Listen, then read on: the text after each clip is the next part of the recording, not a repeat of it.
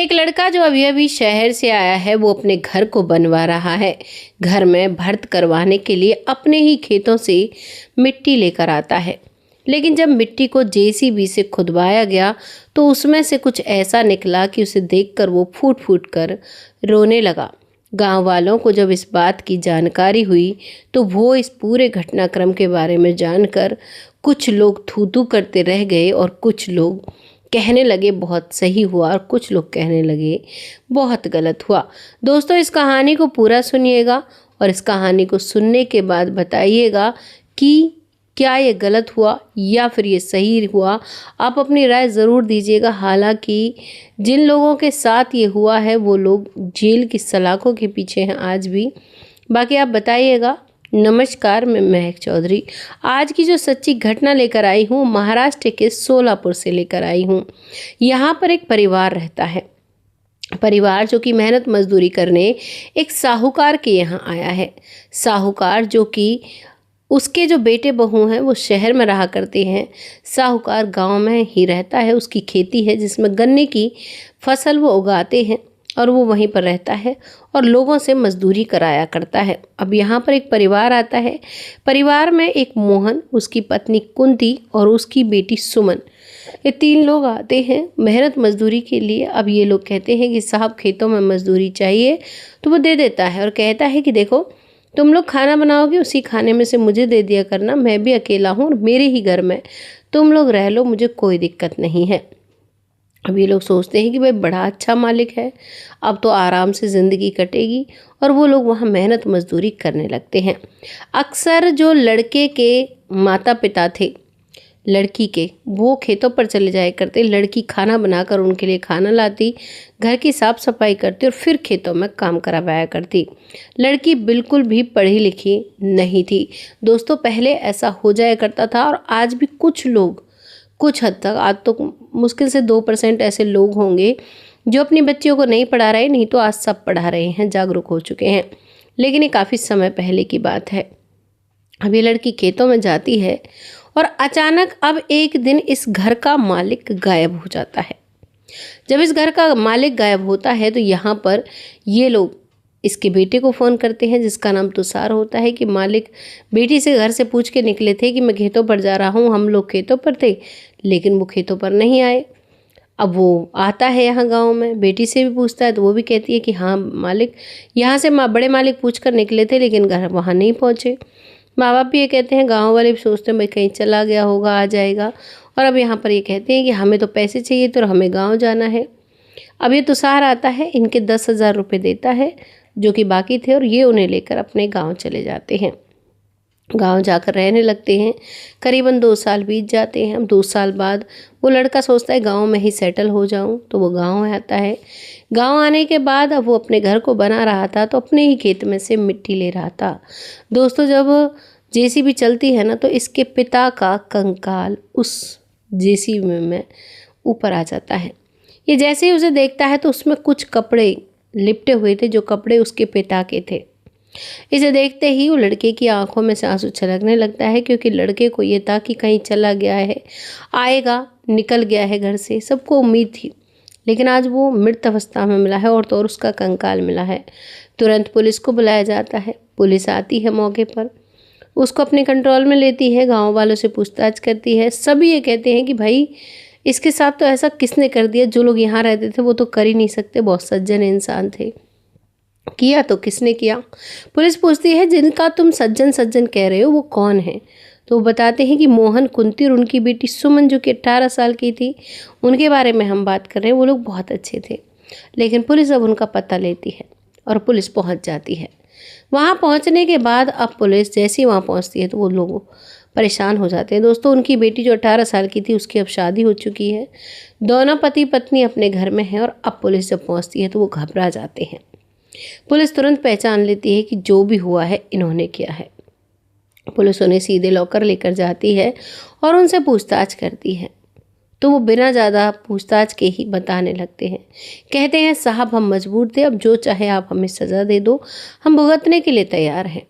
Police पूछती है ऐसी इतनी बड़ी क्या मजबूरी थी, तो वो बताते हैं कि साहब इस घटना से 2 साल पहले हम लोग यहाँ गए और हमें यहाँ इन्होंने बहुत अच्छे से अपने घर में रखा। धीरे धीरे वक्त निकलता है, लेकिन वक्त के साथ एक दिन अचानक मेरी बेटी को पेट में दर्द होता है। मैं अपनी बेटी को हॉस्पिटल लेकर जाती हूँ तो मेरी बेटी 4 महीने की गर्भवती थी। इस बात को सुनकर मैं अपनी बेटी को पूछती हूँ, ये कैसे हुआ, क्या है? डॉक्टर्स कहते हैं कि इसने कुछ ऐसा खाया जिससे कि इसका गर्भपात हो जाए और इसी वजह से इसको पेन है। मैं बेटी से पूछती हूँ तो बेटी रो रो कर बताती है कि मम्मी, जो इस घर के मालिक हैं वो आपके जाने के बाद आते हैं और वो मुझ पर गंदी निगाह रखते थे, लेकिन एक दिन तमंचे की नोक पर मेरे साथ गलत किया और तब से लगातार मेरे साथ गलत करते आ रहे हैं। मुझे ये डर लगता है कि हमारी मजदूरी लगी हुई है, अगर मैंने कुछ बोला तो सब खत्म हो जाएगा, इसीलिए मैंने कुछ बोला नहीं। अब जब उन्हें पता चलता है कि मैं प्रेग्नेंट हूँ तो उन्होंने मुझे कुछ दवाई ला के दी जो मैंने खा ली और इसके बाद मेरे साथ ये सब कुछ हुआ। माता पिता हैरान, क्योंकि गरीबी की मार थी उन पर, चुप रह गए। आते हैं मालिक से, कहते हैं कि मालिक आपने बहुत गलत किया, आप हमारे पैसे दे दो, हमें जाना है। वो कहता है कि भाई, गन्ने की फसल खेतों में खड़ी है, जब तक ये कटेगी नहीं और बिकेगी नहीं मैं तुम्हें नहीं दे सकता, लेकिन अब मैं तुम्हारी बेटी से दूर रहूँगा।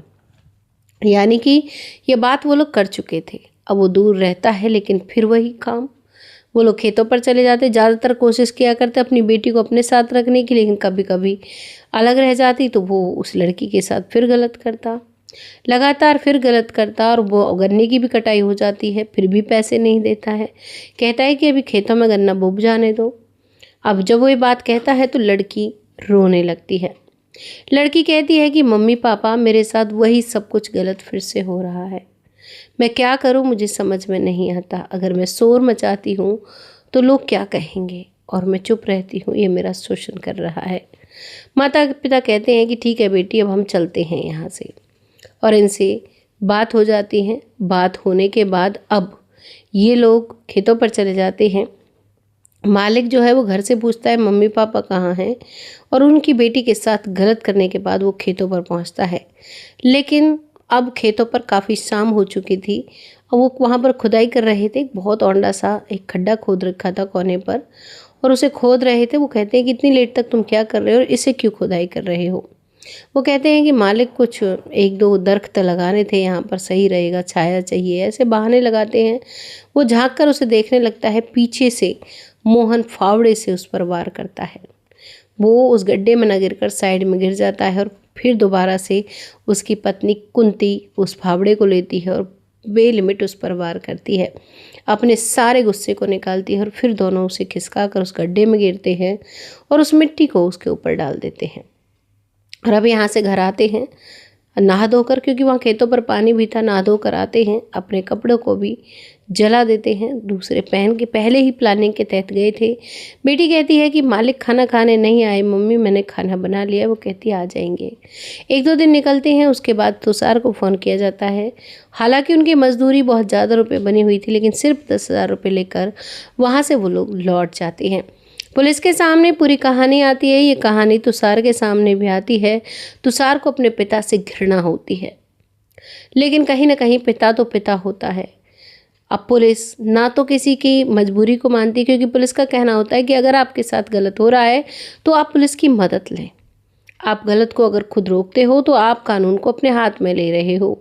यहाँ पर सुमन के माता पिता यानी मोहन और कुंती ने कानून को अपने हाथ में लिया, जिसका भुगतान उन्हें करना पड़ रहा है। आज उन्हें 7 साल की सज़ा हो चुकी है। हालांकि लड़की का इससे कोई लेना देना नहीं था। लड़की अपने ससुराल में है और माता पिता आज भी जेल भुगत रहे हैं। आप क्या कहना चाहेंगे इस कहानी के बारे में? क्या माता पिता को जो सज़ा हुई है वो सही हुई है या गलत हुई है? अगर हम सामाजिक तौर पर देखें तो बिल्कुल भी गलत, सही नहीं हुई, क्योंकि उन्होंने अपनी बेटी के लिए, बेटी को बचाने के लिए ऐसे व्यक्ति से बदला लिया। और अगर हम ऐसे देखें कि भाई कोई किसी को मारने का राइट नहीं रख सकता कानूनी तौर पर, तो भाई गलत है, उसकी सज़ा कानून दे रहा है। लेकिन आप भी अपने मन की भड़ास ज़रूर कमेंट के द्वारा लिखिएगा और हमें बताइएगा, जिससे कि हम ऐसी ही सच्ची और अच्छी घटनाएं आपके सामने ला सकें। तब तक आप सब खुश रहें, आबाद रहें और अपने कर्मों को सुधारें। अगर आप गलत कार्य करते हो तो उसका भुगतान आपको करना पड़ता है। कभी आपका बेटा आपसे बदला लेता है तो कभी कोई पड़ोसी तो कभी कोई। इसीलिए कर्मा सबसे बड़ा है। कर्मा पर ध्यान दें और अपने जीवन को, अनमोल है ये बहुत ज़्यादा, इसे बहुत अच्छे से जिएं, बहुत सुंदरता से जिएं, क्योंकि लोगों के दिल में अगर आप वास करते हो ना तो आपको भगवान भी अपनी शरण में ले लेता है। और अगर आप लोगों के लिए गलत परेशानियां खड़ी करते हो तो आपके लिए बहुत सारी परेशानियां खड़ी होती हैं। तब तक आप सब खुश रहें और जिन्होंने पेज को फॉलो नहीं किया वो फॉलो ज़रूर कर लें। ऐसे ही सपोर्ट करते रहें, आगे बढ़ने का मौका देते रहें। तब तक के लिए जय हिंद, जय भारत।